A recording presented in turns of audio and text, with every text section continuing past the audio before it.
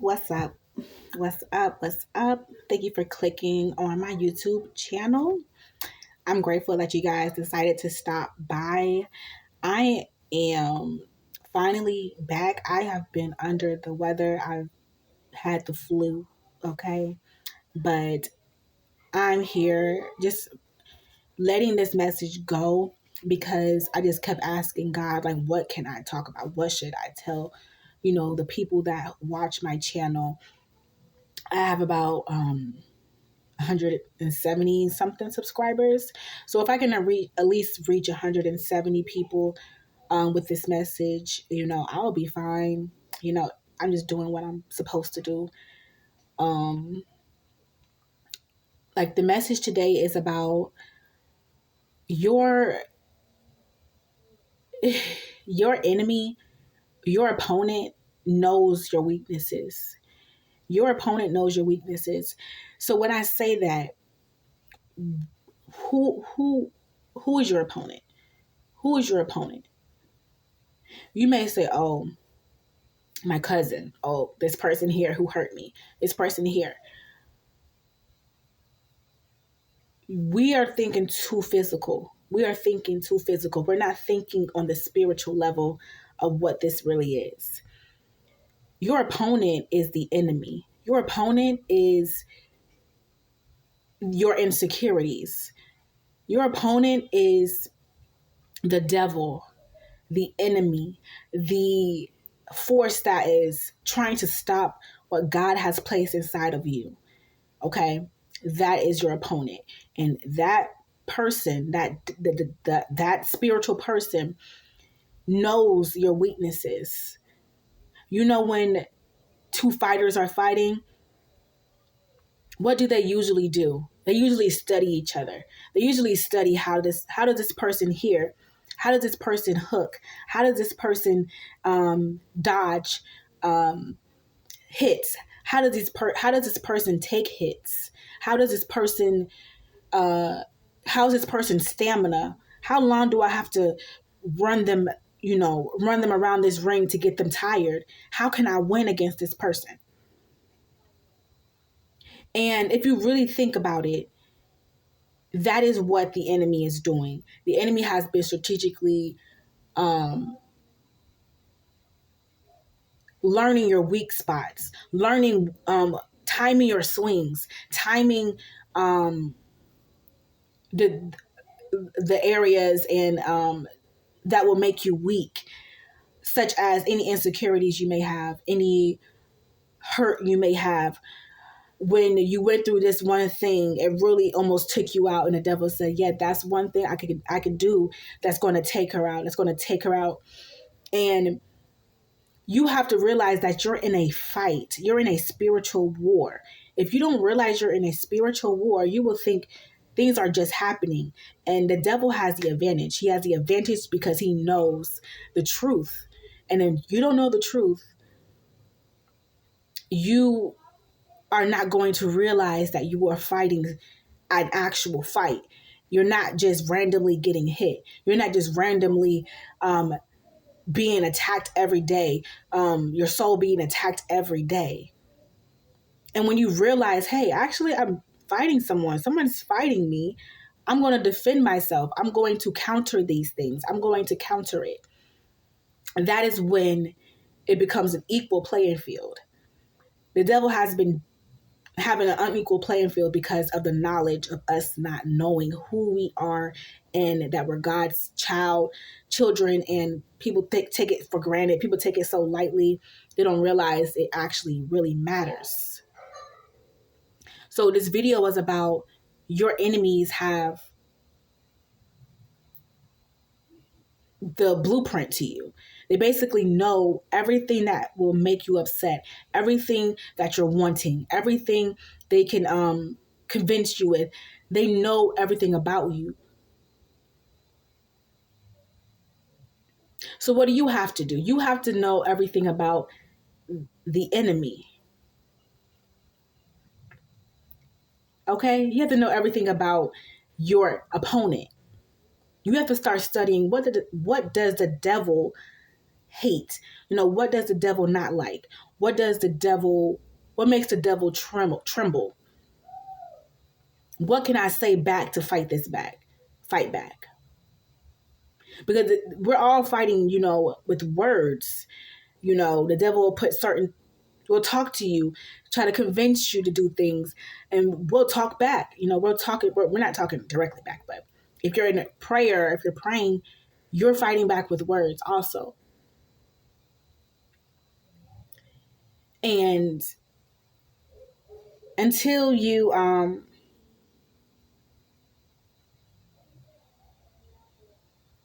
actually,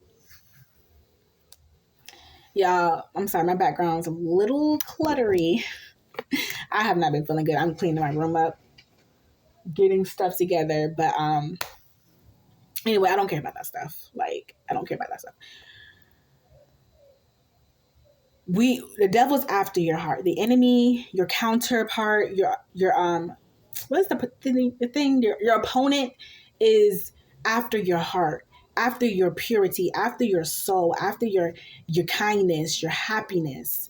And I ask God, like, why is the devil after my happiness and my love?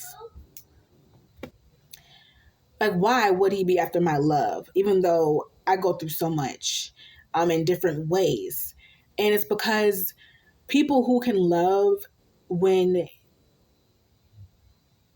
imagine you beat somebody up, like imagine you're a bully or something, or imagine you have a a goal with this person to break them. You have a goal to tear them up from the insides out, and actually just to make this person give me the words, to make this person not be a fully capable running human being. You want to basically break this person, and that person just won't break. Like, they may cry sometimes, they may get weary, but they just keep getting up. That will frustrate you. So if that person keeps getting up, you have to now target that hope in their heart. You have to target the hope in their heart. And when that person has no hope, they will not try to get back up. They won't continue getting back up. They will be defeated. And the devil's after your heart. He's after your hope. He's after your strength, your faith. Because once you lose that, it's hard to recover from things. The people who are great have hope, faith, grit. They have the inner willpower inside of them. And the people who don't usually win don't have those things, or those things were taken from them. I hope y'all getting what I'm saying. Like, whoever this resonates with, y'all, if you understand what's going on, you understand what's going on. He wants to attack your intelligence, your truth, your heart.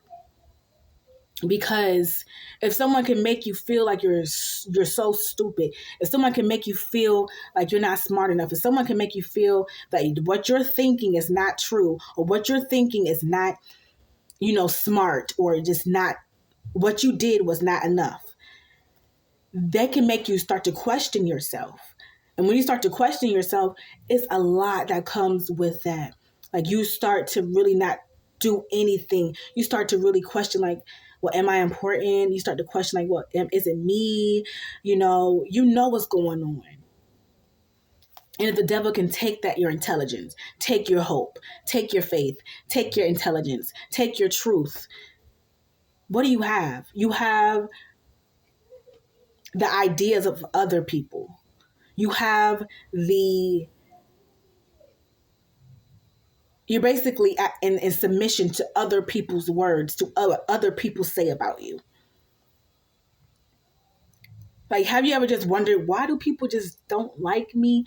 Even though you have some people who like you, have you ever wondered, like, why don't they want to, be friends with me? Or why don't they, like, not be friends with me, why don't they recognize? Because you're smart, you're intelligent, you're all these things, but why can't these people see that? And you start questioning, well, am I actually these things? Should I, just bow down and just not say anything? Should I be quiet? And that also comes in with being vulnerable. The devil's also after your vulnerability. Because if you've already been hurt, if people already been putting you down, attacking your intelligence, attacking your heart, attacking your hope, attacking all of that, and the devil's been winning with that, you have to be vulnerable to even get back up, to even question things, or to even just accept things for what they are.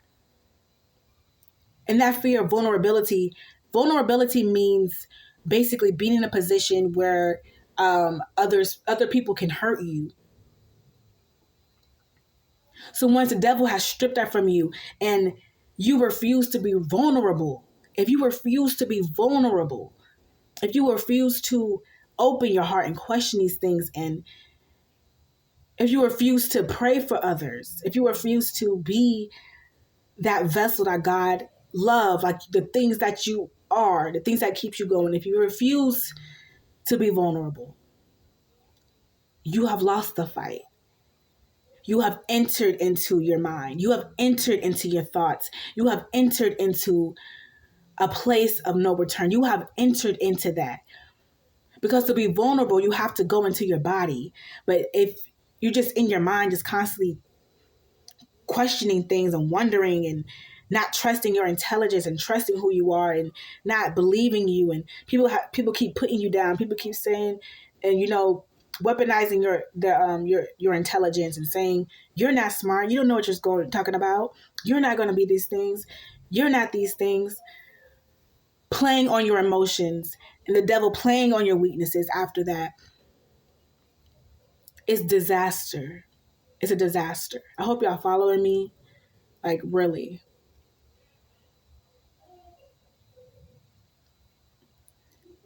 And I have a scripture: those who rest in the shelter place of the Most High will find rest in the shadow of the Almighty. Those who rest. That scripture stood out to me today because it didn't say those who praise God, those who acknowledge God, those who, act like they saved. He said those who rest. And when you rest, it requires you to be what? Vulnerable. When you go to bed at night, you're vulnerable. You're open. You don't know what's going to happen to you while you're asleep. Like, you're trusting that, hey, I'm safe here.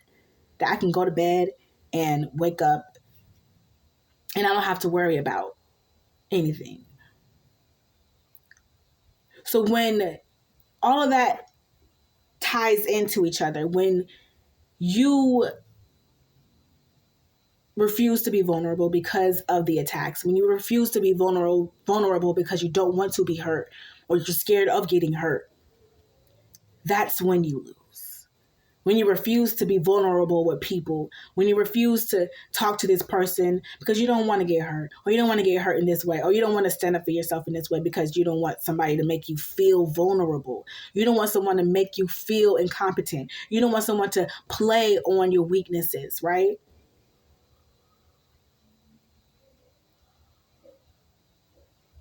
The devil is after your heart. He's after your vulnerability. He's after your love. He's after everything he doesn't have. And since you have it still, since you're still fighting, you're still in the fight. When other people start wanting to play on your intelligence, your heart, your love, your kindness, your vulnerability, you sit in that vulnerability. And when I say sit, I don't mean just, take it. I mean, whatever those emotions that come up that is uncomfortable, I want you to sit in those uncomfortable emotions and say, you know what, okay, I feel a little bit uncomfortable, but I got God with me. I got God with me. When you have God with you, you can go ahead and pray about these situations. You can go ahead and pray for that person. You can go ahead and pray about this situation here. You can go ahead and pray for strength here. You can go ahead and pray for love here. You can go ahead and pray for this here. Our biggest weapon is our prayer. Praying. It hurts to not be vulnerable. It hurts more to not be vulnerable. And I just noticed throughout these times that I have been rejecting vulnerability, thinking that it wouldn't help me or it wouldn't, you know what I'm saying? And when you start rejecting that, when the devil starts to pow, pow, hitting you in the jugular, and you don't know what to do, and you have to be vulnerable with God, you start being angry, resentful, bitter, everything that the devil is, right? We don't want to be that. So the point of this video is to know that you're in a fight. You're fighting right now. You're in a spiritual war. Do not put your guard down. Don't put your fist down. Always be on alert. When things happen that trigger you or that slices at that wound, you want to recognize that, oh, this is something that the devil is trying to do. Because when those things happen, what starts to happen? You start to question what? Your intelligence, your heart, your purpose, your posture, who you are. You start to question things. You start to become dazed and confused because the devil knocking that tail out, okay? He is knocking you out and you just confused on why. You have to really think about it. Like, if you ask God, why are these things happening to me? Imagine that one guy or that one girl who made it out, if you're in your hometown or whatever, and this one girl just became a popular singer or something, and she made it out. Made it out meaning people recognized her, and she's not a small town girl anymore or whatever. People will be jealous of that. If that person decided to stay in that environment, people will destroy that person. They ain't going to uplift them. They're not going to be happy for them. They're not going to be, oh yeah, good job. They're going to try to cut at you at your insecurities because they know who you are. They know who you were before this. You know what I'm saying? So if they can cut at you, they can make you question yourself and make you question who you are. They think that, oh, well, that's going to stop this person from being great. Right? But if that person can be vulnerable and dig within and say, God, it hurt the way these people did this to me. God, it hurt when Sally Mae said this about my nose. Or this hurt when Rico told me he didn't love me or he wanted to leave me for this person here. It hurted me because I want these things. I want love. I want affirmation. I want success. I want people to like me. And all those wants and needs are I want to say weaknesses, but they're your weaknesses to your opponent. They know what you want, so they will play on that. And the devil will play on that. This is a spiritual fight. So when your mama or your daddy or your uncle, whoever, say something that's weird, and you're just like, what? My damn uncle? Yes, your uncle. Like, the devil's working, trying to get you. And if you refuse to be vulnerable, it will cause so much havoc. I hope I made sense in this video. I don't want to keep it too long. But this is an attack because I'm starting to see that this is what a lot of people are after. They're after your soul, like who you are, your love, your light. They want you to be a walking zombie like them. They want you to be angry at life like them. They want you to be bitter like them. They want you to be upset like them. And even though you go through your own things, you're like, well, bruh, I go through my own stuff. Why are you trying to put me down more, right? It's because they don't want you to be better than them. They see that you're still vulnerable. They see that you still have life in you. There's still life in you, so they're going to try to stomp you out.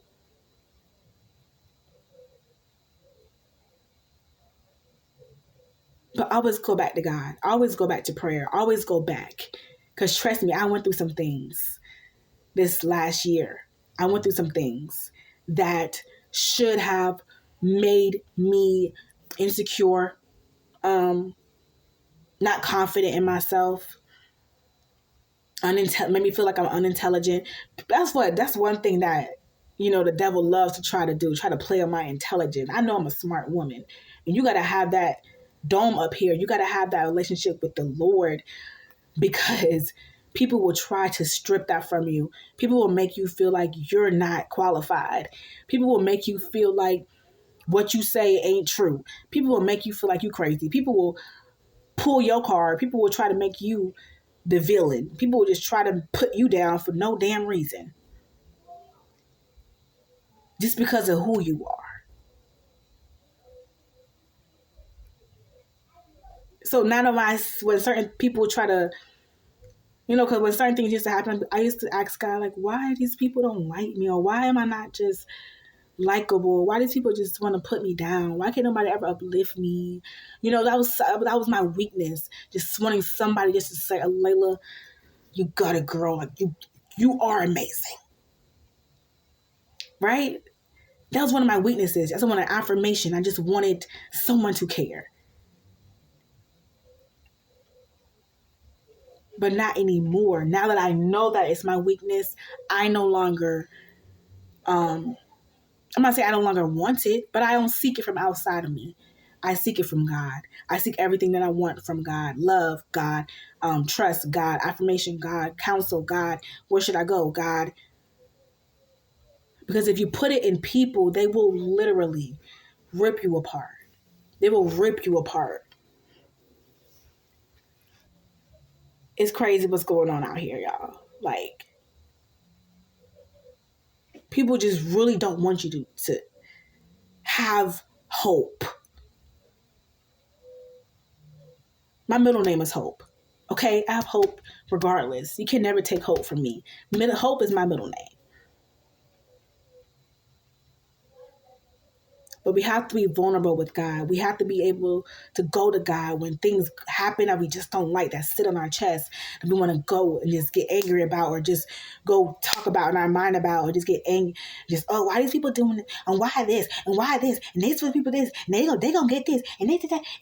You don't want to be like that. You want to sit here and say, you know what, God, I didn't like what happened earlier today when I saw that happen to that person. I really hope they're okay. I really hope I can pray for them, Father, that you cover their mind. All of that. That's more powerful than, I'm gonna keep going. That's more powerful than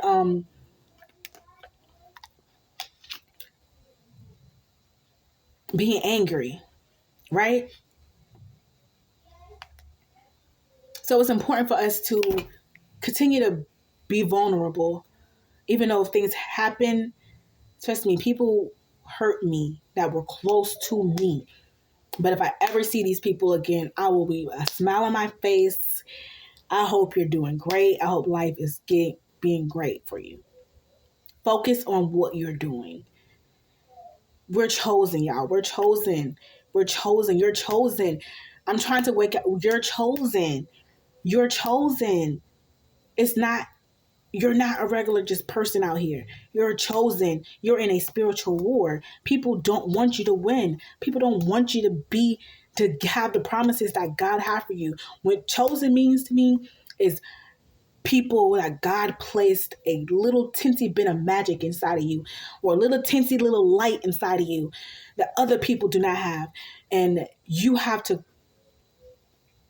like go through the mud to even become who you need to become. To be chosen means that God has a plan for you. People don't want you to have a plan because they live on this world and they don't have one.